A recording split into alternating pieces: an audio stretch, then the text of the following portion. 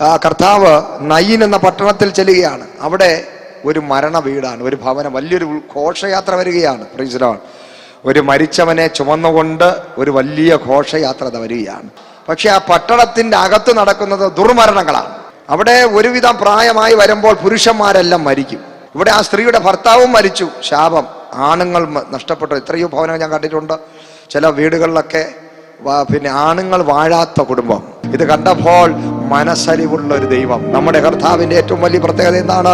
മനസ്സലിവുള്ള ദൈവം. കൂടെ വന്നവരൊക്കെ മരണം കാത്ത മരണ വീടാണെന്ന് പറഞ്ഞാൽ ഈ മരിച്ചു, ഇനിയിപ്പോ രക്ഷയില്ല, ഹല്ലേലൂയ എന്ന് പറഞ്ഞ് കുഴപ്പമില്ല, ഇനി അടുത്തൊരു തലമുറ നിനക്ക് ഉണ്ടാകട്ടെ എന്നൊക്കെ പറഞ്ഞ് ആശ്വസിപ്പിക്കുന്നുവെങ്കിലും ഇവിടെ യേശു പറയുന്നത്, യേശുവിന്റെ മനസ്സലിവ് അവിടെ വെളിപ്പെട്ടപ്പോൾ മരിച്ചു കിടന്നവൻ ആ മഞ്ചത്തെ ദൈവം ഒന്ന് തൊട്ടു.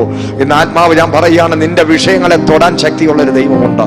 നീ ചുമന്നുകൊണ്ട് നടക്കുന്ന വിഷയങ്ങളെ, പിന്നെ എത്രയോ വർഷങ്ങളായി നാളുകളായി അനുഭവിക്കുന്ന ശാപങ്ങളെയും, നീ ചുമന്നുകൊണ്ട് നടക്കുന്ന ശാപങ്ങൾ, നീ ചുമന്നുകൊണ്ട് നടക്കുന്ന മരണത്തിന്റെ വിഷയങ്ങൾ, അതിന് പ്രത്യാശ നഷ്ടപ്പെട്ട വിഷയങ്ങൾ, തള്ളിക്കളഞ്ഞ വിഷയങ്ങൾ, അതിനെ അടക്കാൻ മാത്രമേ കൊള്ളത്തുള്ളൂ, അത് ശവക്കുഴിക്കകത്ത് കൊണ്ടുപോവുകയാണ്, ഇതോടുകൂടി തീർന്നു എന്ന് പറയുന്ന വിഷയങ്ങളെ ആരെ ഇല്ലാത്തതിൽ നിന്നും ഉള്ളതുപോലെ വിളിച്ചു വരുത്തുവാൻ സാധിക്കുന്ന, മരിച്ചവരെ എഴുന്നേൽപ്പിക്കാൻ ശക്തിയുള്ള യേശുവിന്റെ മുമ്പിൽ കൊണ്ട് വെക്കുകയാണെങ്കിൽ ആ കർത്താവ് മനസ്സലിവോടെ വിഷയത്തെ തൊടും.